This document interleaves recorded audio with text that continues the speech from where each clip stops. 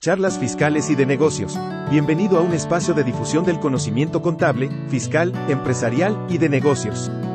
Juan José Galván González y grandes profesionales te compartirán sus puntos de vista en relación a temas asociados a la maravillosa profesión de la contaduría pública. Muy buenos días, tardes, noches a la hora en la que estés escuchando este programa. Bienvenido. Hola, ¿qué tal? Muy buenos días, tardes, noches, a la hora en la que estés escuchando el contenido de este episodio de tu podcast, Charlas Fiscales y de Negocios. El día de hoy voy a platicar sobre prevención del lavado de dinero, sobre la ley antilavado y su reglamento concretamente, derivado de un análisis de una jurisprudencia que no es reciente, pero que creo que nos ayuda a entender más aún esta prevención del lavado de dinero y complementa sin lugar a dudas todos los episodios y todo lo que hemos comentado al respecto desde este espacio de charlas fiscales y de negocio. Platicarles primeramente que se trata de una jurisprudencia, una tesis que se publica en la 10ª época, Tribunales Colegiados de Circuito con registro digital 2010-241, de rubro prevención e identificación de operaciones con recursos de procedencia ilícita. El artículo 12 del reglamento de la Ley Federal relativa, al prever que quienes realicen actividades vulnerables deben darse de alta en el padrón correspondiente y enviar la información de identificación relacionada con estas por medios electrónicos, no contraviene los principios de reserva de ley y de subordinación jurídica. Muy interesante porque mucho se ha hablado, mucho se ha comentado en relación a que muchas veces pareciera que el reglamento o las reglas de carácter general que se emiten en materia de prevención del lavado de dinero, pues están violando este principio de reserva de ley, es decir, que va el reglamento y las reglas más allá de algo que establece precisamente una ley, como es la ley antilavado que nace en 2012. Hay que recordar que esta ley federal para la prevención e identificación de operaciones con recursos de procedencia ilícita, la ley antilavado, establece el marco normativo para combatir el lavado de dinero y, si bien es cierto en la reforma o la iniciativa de reforma que está ahorita vigente aún, o que se está tratando, que se está discutiendo, pues también combate el financiamiento al terrorismo. Artículo 17 de esta ley antilavado nos da a conocer el catálogo de las denominadas actividades vulnerables, las que son actividades y profesiones no financieras designadas, como lo establece el Grupo de Acción Financiera Internacional.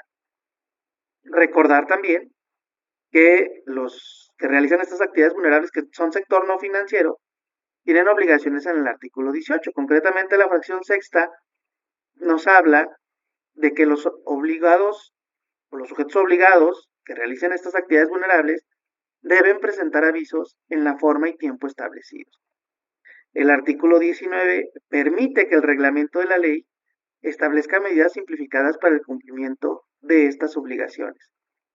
Por su parte, el artículo 23 y 24 determina el uso obligatorio de medios electrónicos que evidentemente va a regularse o ampliarse en el tema del reglamento, y el artículo segundo transitorio establece precisamente la posibilidad para el Ejecutivo Federal de emitir el reglamento de la ley.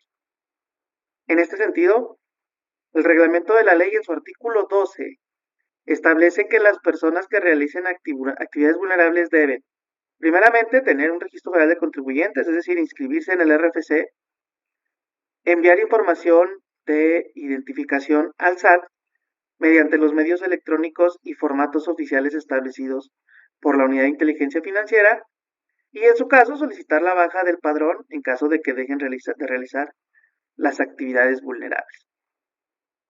¿Cuál es la problemática jurídica que lleva a este tribunal a emitir esta jurisprudencia? El punto central de la controversia fue determinar precisamente si el artículo 12 del reglamento excedía los límites del reglamento y si violaba los principios de, primeramente, reserva de ley y de subordinación jurídica.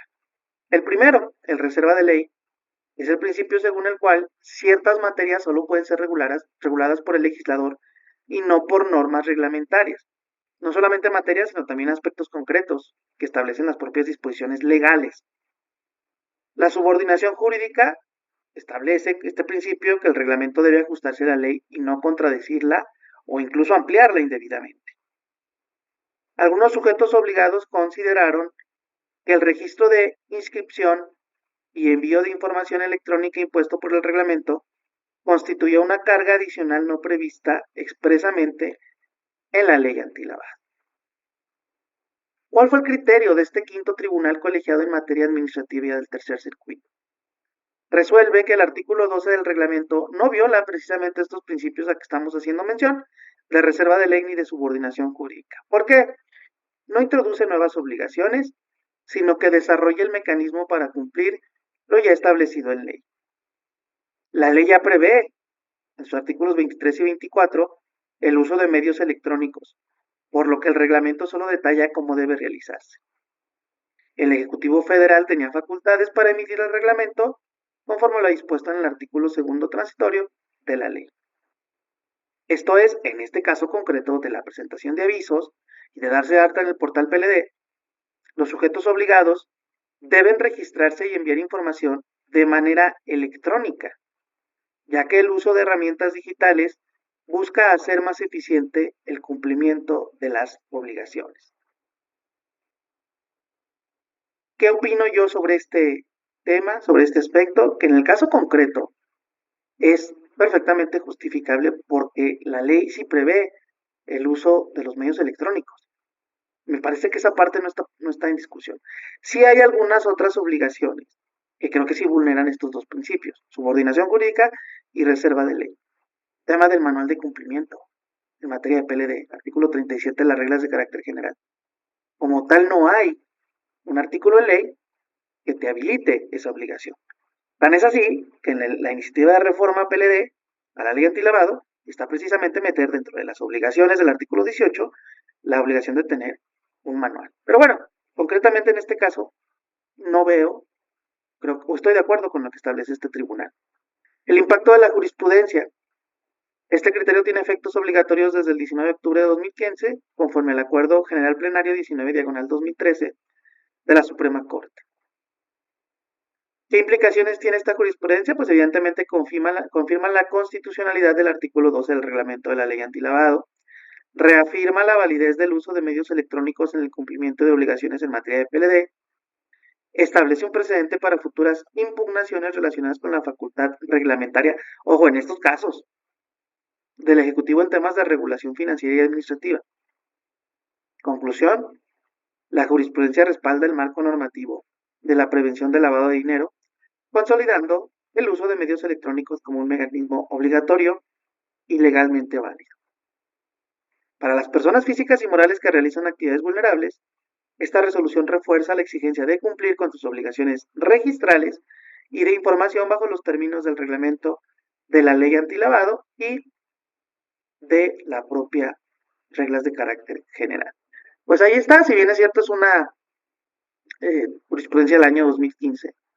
Eso evidentemente no le resta importancia, no le resta esta posibilidad de difundir más aún, de dejar más claro este tema de los conceptos y en el entendido de estas disposiciones antilavado que existen, partiendo de la ley antilavado, yéndonos al reglamento, yéndonos a las reglas y podemos llegar a todo el tema de criterios, preguntas frecuentes y demás interpretaciones administrativas por parte de las autoridades competentes en la materia.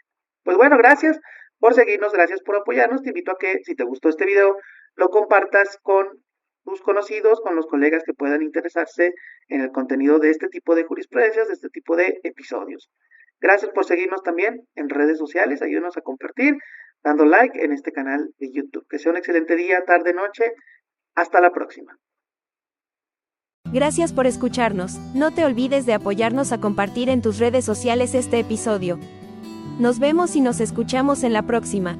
Las fiscales de negocios. Charlas fiscales y de negocios.